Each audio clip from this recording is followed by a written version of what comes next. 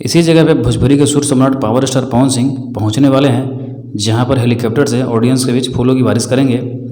और देख सकते हैं आप यहाँ पे कुछ यूट्यूबर भी पहुंचे हुए हैं अपनी यूट्यूब वीडियो के लिए, और काफ़ी खूबसूरत नज़ारा है, बहुत ही स्पेस वाली जगह है। यह ऑडियंस के लिए छोड़ा गया है ताकि यहाँ पे जब वो आएंगे तो काफ़ी ज़्यादा भीड़ भी होंगी, इसीलिए उसको छोड़ा गया है।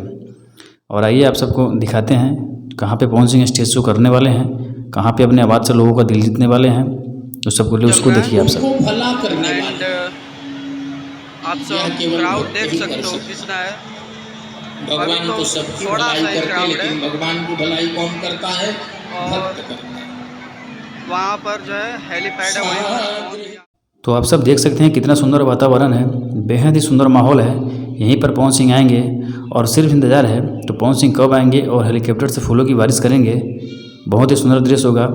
वहाँ की जितने भी वीडियो होंगी आप सबको इस चैनल पर अपलोड किए जाएंगे और देखने को मिलेगी। तो चैनल को सब्सक्राइब जरूर करें। मिलते हैं जल्दी अगली वीडियो के साथ।